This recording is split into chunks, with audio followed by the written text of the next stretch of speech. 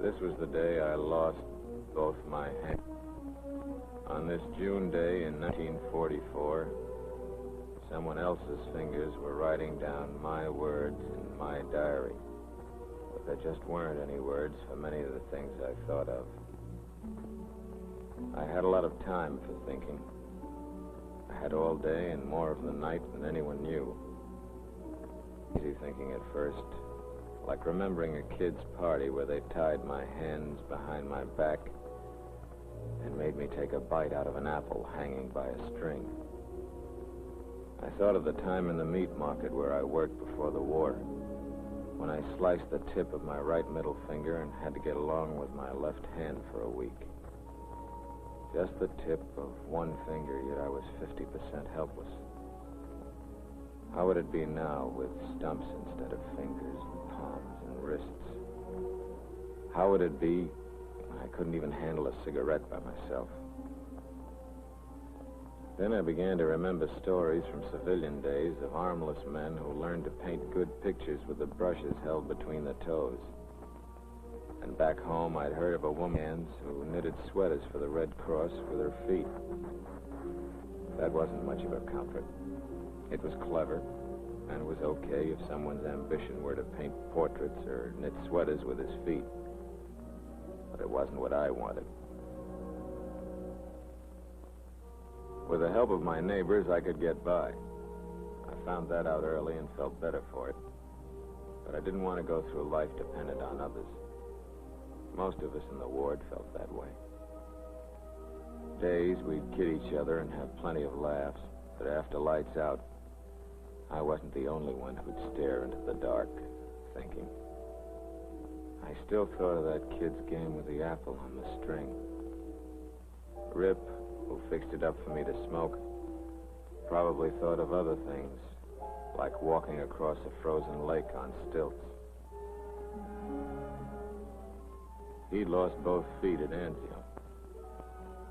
One thing I envied the others, though. They got theirs in combat. I got mine on D-Day, all right, but it was in North Carolina when half a pound of TNT exploded ahead of schedule. I didn't have a German scalp hanging from my belt. I didn't have a Purple Heart. I didn't even have an overseas ribbon. All I had was no hands. Then, 3 weeks after I went into the ward, something came along that made a big difference to all of us lying there day after day, worrying and wondering. They'd shown us movies before, but they said this one was special. This one was made by the Army just for us. There wasn't a single blonde in it, but they said we'd all feel better if we'd take time out to meet McGonagall. This is my neighbor, Charles McGonigal. I'd like you to meet him. I think he's an interesting fellow. Watch him shaving, for instance. What's unusual about that? Well, Charlie has no hands. No hands other than these ingenious substitutes. But he does things as easily and... We were a tough audience for movies. The day before, one of our guys who left a foot at Quadrillane had thrown his crutch at the screen when the hero recited poetry to some pin-up girl. But we listened hard this day, all of us.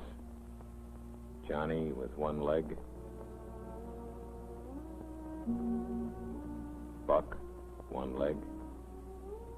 Frenchie, one arm. Bailey, one leg. Red, one arm. Cradella, no legs. Papa Frank, one leg. Then me. I listened because here was a man named Charlie McGonigal, a man without hands since the last war, doing all the everyday things I thought I'd never do again. Doing them with hooks. Nothing fancy like pole vaulting or repairing watches or even knitting with his feet. Just the acts of normal living like shaving and eating and dressing himself. He does it alone from the first sock to the final tilt of his hat. His vest, instead of buttoning up in the regular way, hooks together for convenience sake. Charlie can handle buttons, but the hooks are time savers. In a world where the tendency has always been to streamline time, there are forecasts, the zipper vest that you and I'll be wearing when Hitler and Hirohito are things you talk about only in the past tense, like Dillinger and Model Ts. Even the leg boys seemed encouraged by what they saw on the screen. It showed them what a man could do if he tried. Charlie has none of the characteristics of a Superman. He's a man who lived normally before the war, and he set himself no goal but to live normally after it. He succeeded because he had patience. He had faith in himself, and he knew that it could be done. It took a little while, but he got there.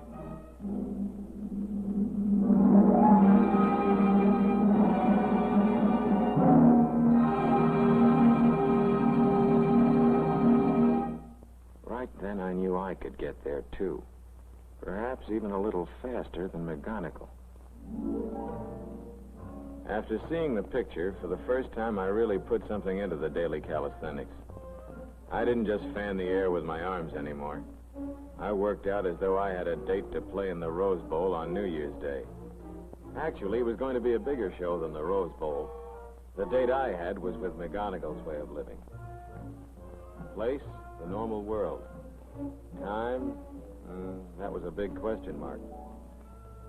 I spoke to the doc about it and said I was figuring on about 3 months, like McGonigal. Well, he said, maybe 6.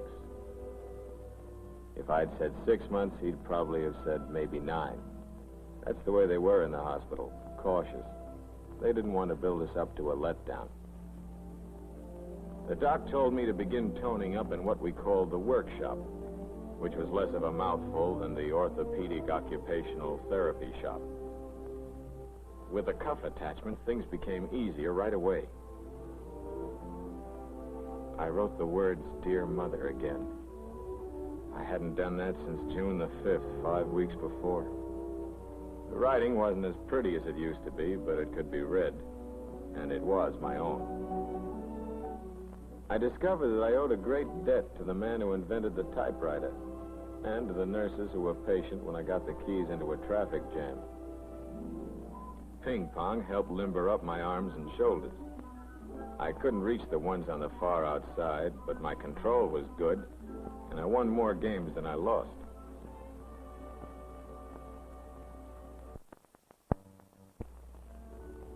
August the 3rd was a great day. Less than 6 weeks after my accident, the doctor told me my stumps looked okay, and it was time he gave me some new hands. Well, I felt like turning a couple of cartwheels, but that wasn't quite possible, so I just thanked him and made a date to go downstairs. It used to take Chubby an hour to make a plaster cast in civilian life, but he was having more customers these days and could do it in a breeze. Chubby assured me I'd be dealing myself a Pat Royal flush a month from now. A month? That was more like it. Well, said Chubby, maybe 6 months.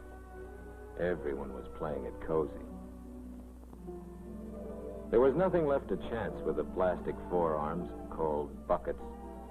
They had to fit snugly with no more tolerance than you'd find in the cylinders of a P-38. The reach had to be just right. Everything had to be just right because these were going to be my new hands. strong enough to carry a trunk, sensitive enough to thread a needle. Some fellows have dress hands with fingers that would fool anyone when covered with a glove, but there's not much you can do with them except look pretty. I got my prostheses, as they're called, a week after Chubby took the mold, and the doc explained just how to work them. The normal position of the hooks is with the tips together, locked by strong elastic bands. Each hook is opened by a cord which is pulled by moving the opposite shoulder. It had been nearly 6 weeks since I'd held anything under my own control, and that had been half a pound of TNT in North Carolina. I got quite a kick out of holding that pencil. When I came back to the ward, I couldn't help flashing my new hooks. I sure felt cocky. I puffed casually on a cigarette and swaggered as though I'd won the Medal of Honor with oak leaf cluster.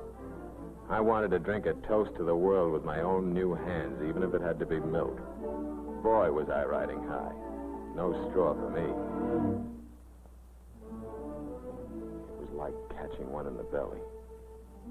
Maybe the doc's schedule was right, and mine was a lot of optimistic hooey.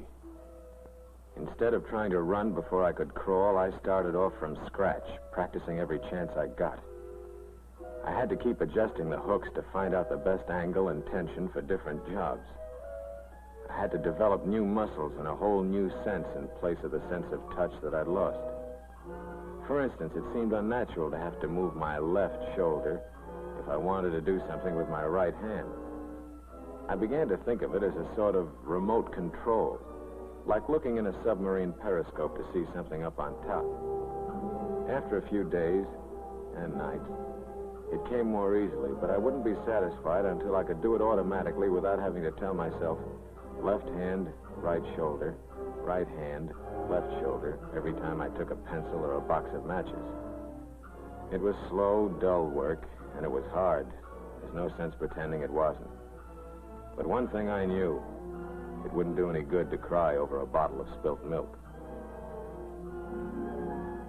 Things were better in the orthopedic workshop where they dressed up teaching to make it more like a game. The checkers were different shapes and weights, and I didn't win often because the nurse could figure out her next 3 moves while I was making 1. It was a funny feeling coming face to face with gadgets that a child could and realizing that I had to learn them all over again. In the first couple of weeks with my hooks, I dialed more numbers than there are Smiths and Joneses in the New York phone book. And they weren't just collect calls either. I dropped enough coins in the fare box of a bus to take me all the way across the country. The cup was more difficult because it was slippery and breakable. And from the time I'd sat in a high chair, I'd always picked it up with a thumb and 2 fingers.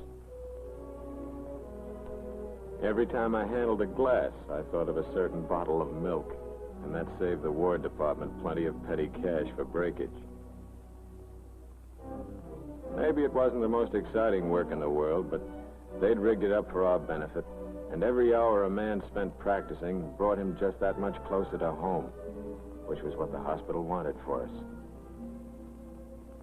It wasn't all work and no play. They provided us with just about every kind of sport there is, outdoor and in. I would never play basketball at Madison Square Garden, but in the pool I found that I could breeze along because speed in swimming comes as much from the legs as from the arms.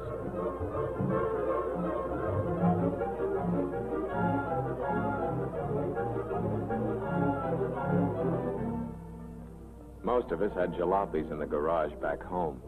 And we used to wonder sometimes how it would be to sit behind the wheel again.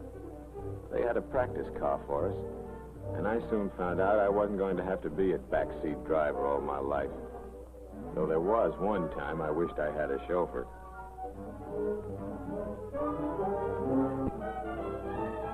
I wasn't the only one who was making progress. It was wonderful to see how quickly the fellas who'd lost a leg, or both legs, had learned how to handle themselves. Watching them, I learned something about guts and the knack of having fun again.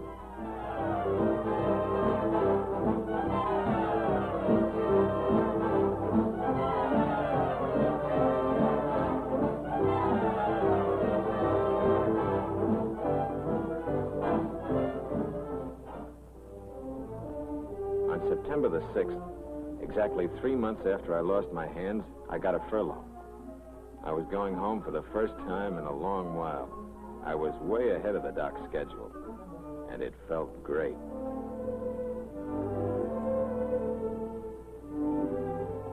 The furlough's a beautiful way to spend a piece of calendar. I was hopped up about it. But something happened on the train that got me unhopped. I spotted a seat. Then I saw who was on the other half of it, and, well, I didn't want to scare her away like little Miss Muffet.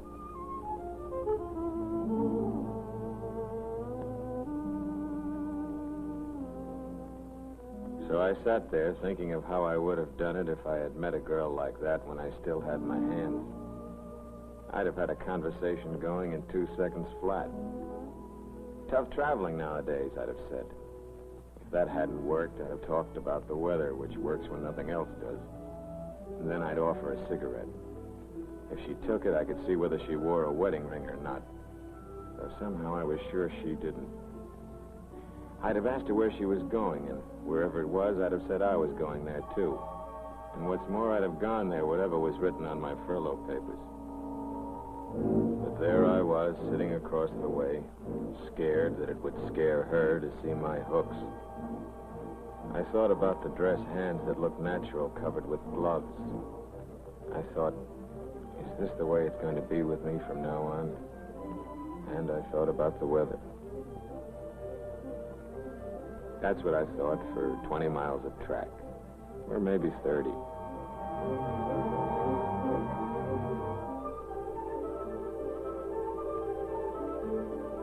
Wherever a man's home is, that's where the water is softest. And I never felt so clean in my life as the first day home.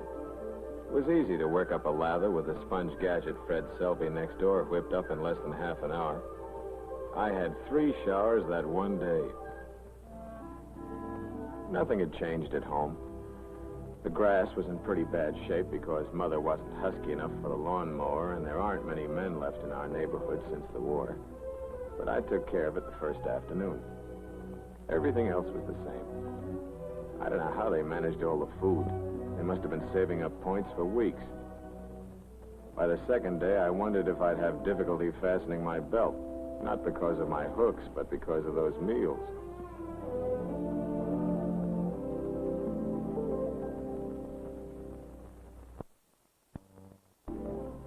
One of the important items on my furlough schedule was to make arrangements to go to college. Before the war, I wasn't able to do much about it, but now, with a good pension and a generous educational allowance from the government, I could easily afford to take a crack at something I'd always wanted, a college degree. Inside the university, getting myself oriented, it occurred to me that study might come hard after all these years away from school. They had some fairly impressive names for most of the courses, and every one of them looked a lot different from basic training. Almost everyone, that is. But I was soon convinced that going back to school wouldn't be as tough as I thought. When I was a kid, I was somehow always in Dutch with my teachers. But here was the president of Boston University asking me to sit down with him instead of making me stand in the corner. He told me there was no course I had to reject because of my physical disability. I could learn to be just about anything except maybe a brain surgeon or a concert violinist. And for the first time, I knew how long something would take. 4 years. Not maybe 6 or maybe 8, but 4 years flat. That made good listening. That night, I dressed as carefully as if I were going to stand Saturday inspection. And in a way, I was. I had a date, and there couldn't be a hair out of place. I kept thinking of 2 things. That train ride from the hospital and the weather. I thought about them so hard, I'd still be getting into my blouse if it hadn't been fitted with those time savers I saw in the McGonagall picture. It had been quite a train ride after those first 20 or 30 miles of track. Yes, when you want to meet somebody, whether it's snow or sunshine, whether it's very warm for May or very cool for September, it's the weather that gives you the opening. I guess it always works, hooks or hands. This time, anyway, it worked like a charm. As for the hooks, she didn't ignore them completely that day on the train. That would have been more embarrassing than staring at them all the time. She noticed them, but she took them for granted, like too many freckles or flaming red hair. And after 5 minutes, I didn't feel I was much different from anyone else she knew. A bit luckier, that's all, because she lived only a mile from me, and now here I was dancing with her.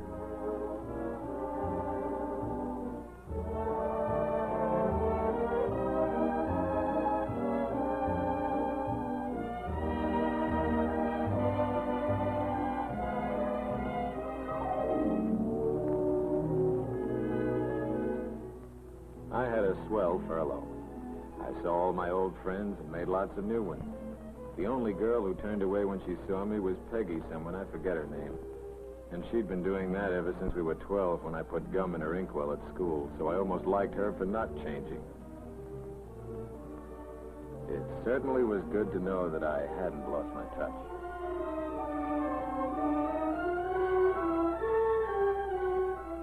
And so that night, just a little more than 3 months after I was hurt, I found myself writing, "This is the last entry in my diary because I think a diary is mostly to help remember things in the past.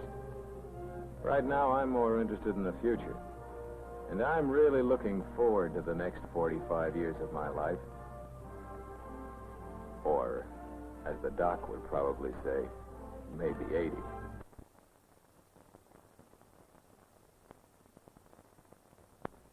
Ladies and gentlemen, the Surgeon General of the United States Army, Major General Norman T. Kirk.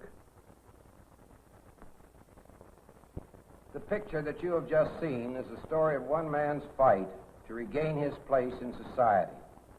There are many thousands of men who are today engaged in that same struggle, the struggle to be able to take their place in normal, everyday life.